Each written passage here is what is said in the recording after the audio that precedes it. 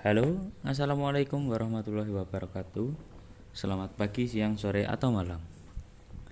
Kami dari kelompok 7 akan mempresentasikan hasil diskusi kelompok kami yang berjudul Strategi Kompetitif Generik dan Penguatan Posisi Kompetitif. Kelompok 7 berisikan 3 orang, yaitu yang pertama Muhammad Arido, NIM 71014199094. Yang kedua Berdika Madu C, NIM 71014199176. Dan yang ketiga ada Oktaviani Lutab dengan NIM 71014199344. Baik, untuk selanjutnya akan dijelaskan yang pertama oleh saya, yaitu definisi strategi generik. Strategi generik adalah suatu pendekatan strategi perusahaan dalam rangka mengungguli pesaing dalam industri sejenis. Strategi bersaing adalah strategi bisnis yang berfokus pada peningkatan posisi bersaing produk dan jasa perusahaan dalam industri atau segmen pasar tertentu yang dilayani perusahaan dan mengatasi masalah bagaimana perusahaan dan pesaingnya dapat bersaing dalam bisnis dan industri. Menurut analisis kompetitif dari Michael Porter, strategi generik merupakan salah satu pendekatan yang berguna untuk perumusan strategi bisnis. Analisis tersebut didasarkan pada analisis terhadap 5 kekuatan kompetitif, yaitu ancaman pesaing baru, kekuatan tawar-menawar dari pemasok, kekuatan tawar-menawar dari pembeli, ancaman produk pengganti, serta pesaing antar perusahaan yang sudah ada di dalam industri. Menurut Michael Porter, ada 3 landasan strategi yang dapat membantu organisasi memperoleh keunggulan kompetitif, yaitu yang pertama keunggulan biaya, kemudian diferensiasi, dan fokus. Yang pertama adalah keunggulan biaya. Keunggulan biaya menekankan pada pembuatan produk standar dengan biaya per unit sangat rendah untuk konsumen yang peka terhadap perubahan harga. Contoh perusahaan yang menerapkannya yaitu Honda. Dilihat dari implementasi JIT, yaitu Just in Time, sehingga proses produksi bisa dipotong, efisiensi dapat tercapai. Beberapa contoh perusahaan yang terkenal karena strategi keunggulan biaya adalah yang pertama ada Black Decker, yang kedua ada Lincoln Electric dan Briggs & Stratton, serta kemasan isi ulang kecap bangau.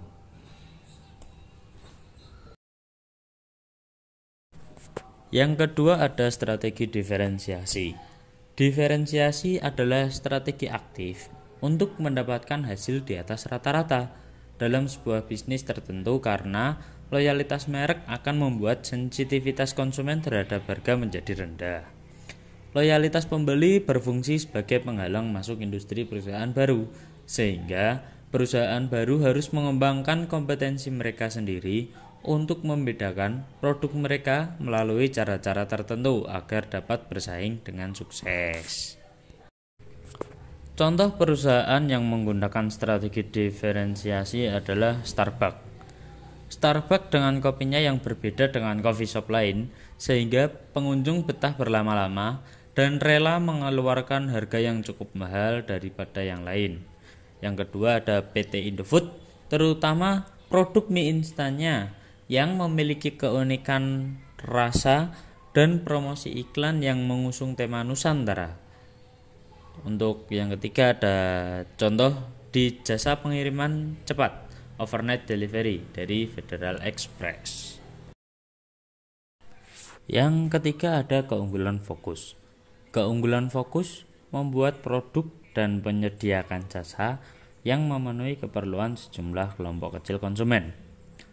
Sebuah organisasi yang menggunakan strategi fokus mungkin berkonsentrasi pada kelompok konsumen, pasar geografis, atau segmen lini produk tertentu untuk dapat dengan lebih baik melayani pasar yang lebih sempit, namun terdefinisikan secara jelas daripada pesaing yang melayani pasar yang lebih luas. Contoh perusahaan yang pertama ada Apple. yang berfokus kepada produknya selama bertahun-tahun tanpa terpengaruh pasar. Yang kedua ada BMW Jerman yang secara eksklusif memfokuskan pada pembuatan mobil-mobil mewah kelas atas. Strategi BMW tersebut bertentangan dengan paradigma umum industri mobil, yaitu memproduksi mobil untuk pasar massal. Dan yang ketiga ada motor gede Harley Davidson yang fokusnya sama seperti BMW Jerman, yaitu mengeluarkan motor-motor mewah kelas atas. Di sini saya akan menjelaskan tentang penguatan posisi kompetitif, langkah strategis, waktu dan lingkup operasi. Strategi dapat diartikan sebagai rencana yang disatukan, luas dan berintegrasi yang menghubungkan keunggulan strategis perusahaan dan tantangan perusahaan. Kekuatan strategi berfungsi untuk mencapai tujuan dengan mengandalkan strategi sebagai poros utama. Perusahaan harus mengetahui di mana posisi ia berada untuk menentukan apa kekuatan strategi yang tepat untuk dilakukan. Terdapat pilihan strategi untuk meningkatkan posisi pasar. Strategi offensive. Dalam meningkatkan posisi pasar, terdapat pilihan strategis yang dapat dilakukan, antara lain dengan menggunakan serangan strategi prinsip. Setiap perusahaan harus menetapkan posisi dan memilih pesaing untuk dilawan. Dalam memilih pesaing, perusahaan telah menganalisis dengan analisis SWOT apa kekurangan dan kelebihan perusahaan. Perusahaan kemudian akan fokus untuk melakukan serangan terhadap pasar. Selanjutnya, untuk melindungi posisi pasar dan unggulan kompetitif, strategi defensif. Pada prinsipnya, strategi defensif ditunjukkan untuk mempertahankan eksistensi perusahaan dari semakin ketatnya persaingan bisnis dan berbagai ketidakpastian eksternal yang sulit dikontrol dan diprediksi.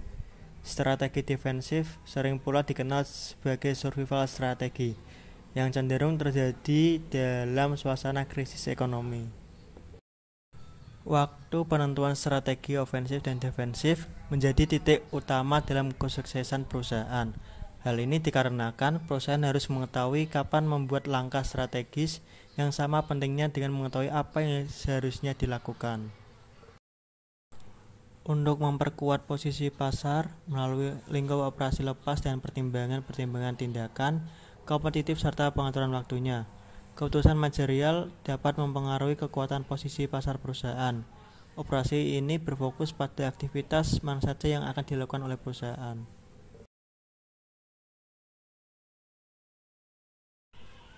Selanjutnya ada strategi merger dan akuisisi horizontal. Akuisisi dan merger merupakan dua cara yang secara umum digunakan untuk menjalankan strategi. Suatu akuisisi terjadi ketika sebuah perusahaan besar membeli suatu perusahaan yang biasanya lebih kecil. Suatu merger adalah tindakan ketika dua buah atau lebih perusahaan yang relatif berukuran sama menyatukan diri dan membentuk perusahaan baru. Ketika akuisisi atau merger yang tidak diharapkan kedua belah pihak, maka tindakan tersebut disebut sebagai pengambilan kekuasaan atau takeover atau pengambilan paksa, hostile takeover. Sekian presentasi dari kelompok kami, kurang lebihnya mohon maaf. Wassalamualaikum warahmatullahi wabarakatuh.